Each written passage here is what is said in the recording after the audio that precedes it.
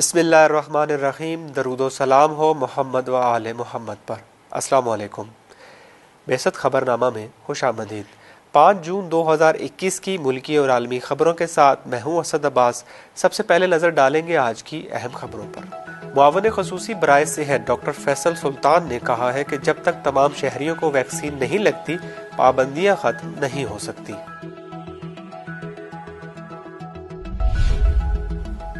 वज़ीर-ए-आज़म पाकिस्तान इमरान खान का कहना है कि भारत अगर मकबूजा कश्मीर की हैसियत बहाल करने का रोड मैप दे तो उससे बातचीत की जा सकती है। पाकिस्तान में एक दिन में कोरोना से 84 अफराद जिंदगी की बाजी हार गए, जबकि 1923 नए केसेस दर्ज हुए हैं।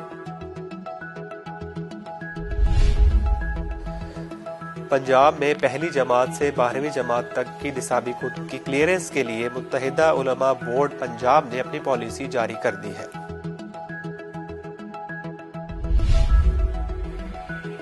सऊदी अरब ने दारुल हुकूमत रियाज में महफिल मौसीकी की बहाली का ऐलान कर दिया है।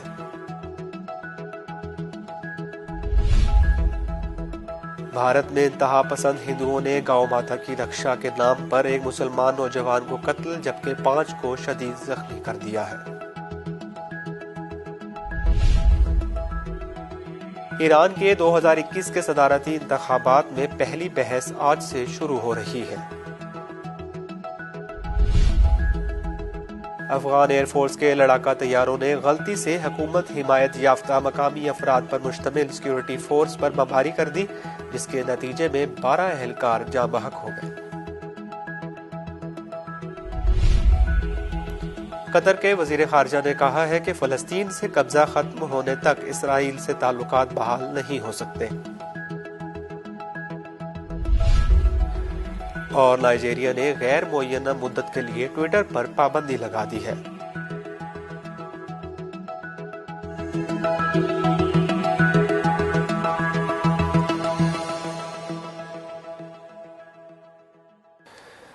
और अब खबरों की तफसील।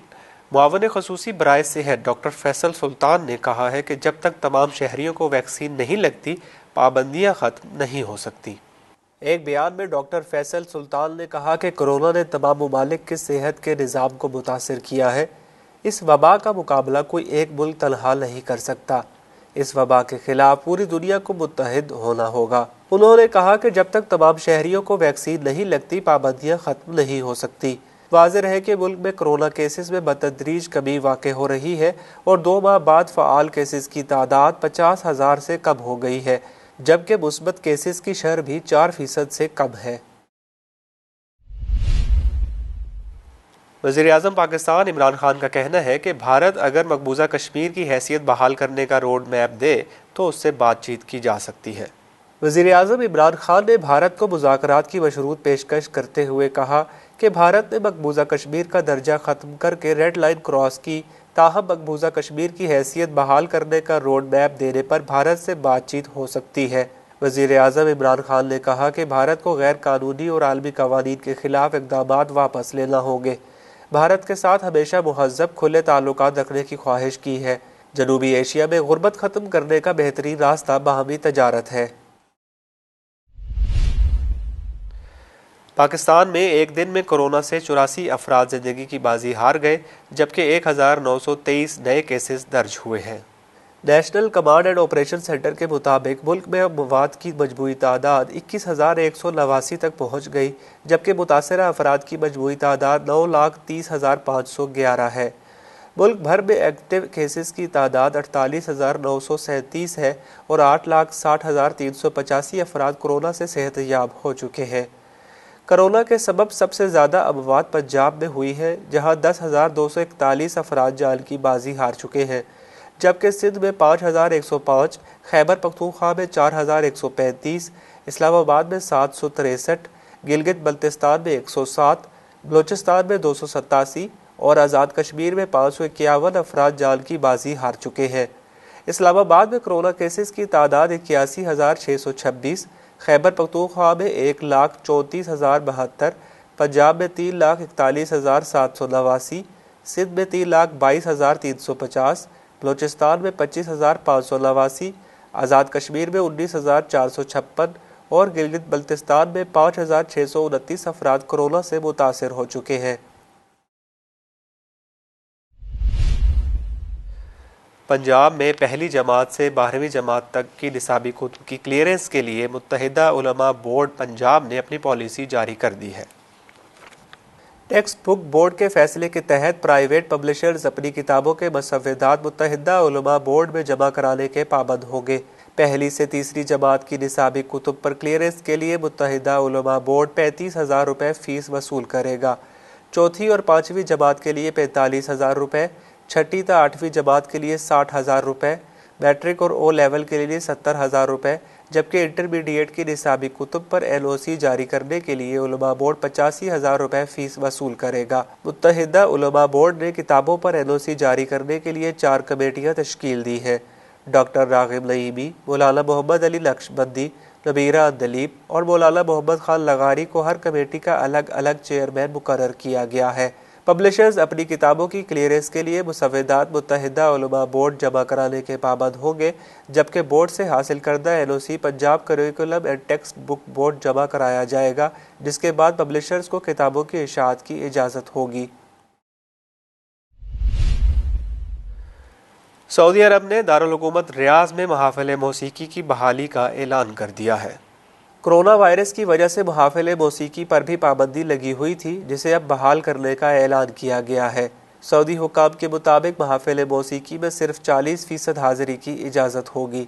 हुकाम का कहना है कि महफिल मौसीकी में शिरकत करने या हिस्सा लेने वाले फनकारों के लिए ज़रूरी है कि उन्होंने कोरोना वैक्सीन लगवाई हो, जबकि तकरीब में SOPs का ख्याल रखना ज़रूरी है।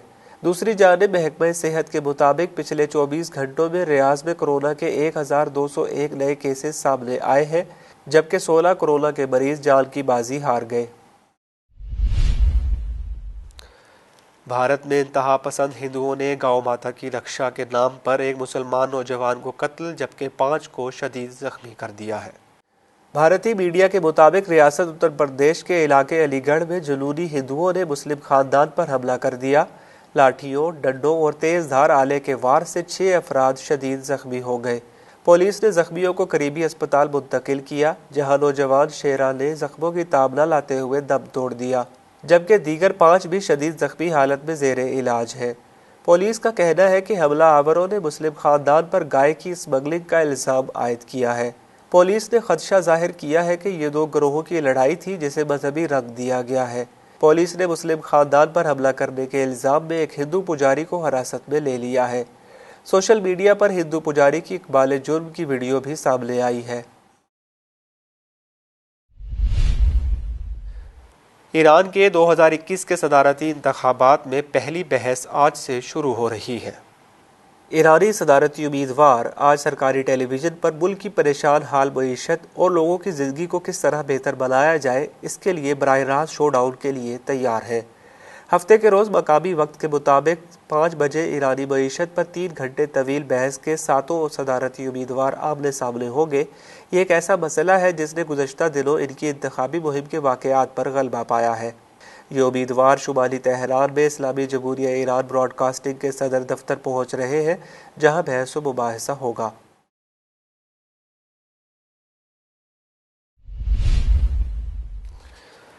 अफगान एयरफोर्स के लड़ाका तैयारों ने गलती से हुकूमत हिमायत याफ्ता मकामी अफराद पर मुश्तमिल सिक्योरिटी फोर्स पर बमबारी कर दी, जिसके नतीजे में 12 अहलकार जाँ बहक हो गए। आलमी खबर रसा इदारे के मुताबिक अफगानिस्तान के सूबे बदख्शां में एयरफोर्स ने जंगजुओं के खिलाफ ऑपरेशन में हिस्सा लिया और इस दौरान गलती से हुकूमत की जानिब से लड़ने वाले पब्लिक राइजिंग फोर्स के मकामी एहलकारों को दहशतगर्द समझते हुए बमबारी कर दी। अफगान फ़ज़ाइया की बमबारी में पब्लिक राइजिंग फोर्स के 12 अहलकार मारे गए, जबकि 8 अफराद लापता हैं, जिनके बारे में खदशा जाहिर किया जा रहा है कि वो भी बमबारी में जाँ बहक हो गए हैं। अफगान एयरफोर्स और मकामी हुकूमत की जानिब से वाक़े पर तबसरे से गुरेज किया जा रहा है। कतर के वज़ीर ख़ारजा ने कहा है कि फ़लस्तीन से कब्ज़ा ख़त्म होने तक इसराइल से ताल्लुकात बहाल नहीं हो सकते। कतरी वजीर खारजा शेख मोहम्मद बिन अब्दुर्रहमान अल सानी का कहना है कि उनकी खलीज फारस की रियासत इसराइल के साथ सफारती ताल्लुकात को मामूल पर नहीं लाएगी जब तक कि फ़लस्तीन की सरजमीन पर इसका कब्ज़ा ख़त्म नहीं हो जाता और कई दहाइयों से जारी इसराइली फ़लस्तीन तनाज़ा हल नहीं होता। असानी ने जुम्मा को नशर होने वाले एक इंटरव्यू में CNBC टेलीविज़न न्यूज़ नेटवर्क को बताया कि इसराइल के साथ ताल्लुकात न रखने की सबसे बड़ी वजह फ़लस्तीन के इलाकों पर कब्ज़ा है। उन्होंने कहा कि इसकी वजह अभी भी मौजूद है, अभी भी दुरुस्त है और अभी तक अमन की तरफ कोई कदम या कोई उम्मीद नहीं है। वज़ीर ख़ारजा ने मज़ीद कहा कि हमें सुरंग के आखिर में कोई रोशनी नज़र नहीं आई। कतर के आला सिफारतकार ने निशानदेही की कि तेल अवीव हुकूमत के साथ ताल्लुकात मामूल पर लाने से इसराइल और फ़लस्तीनियों के माबैन देरीना मसाइल हल नहीं होंगे।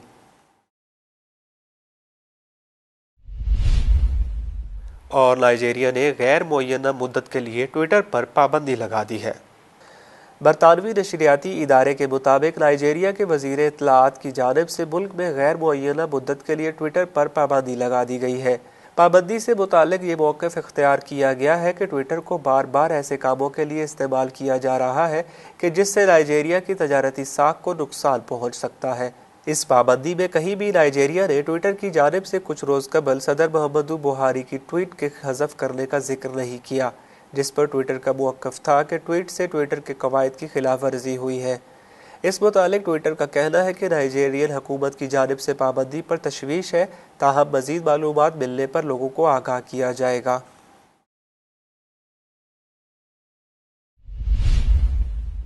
बेसत खबरनामा में अब तक के लिए इतना ही। अगले खबरनामा तक के लिए इजाज़त दीजिए। देखते रहिए बेसत तालीमी TV चैनल। अल्लाह हाफ़िज़।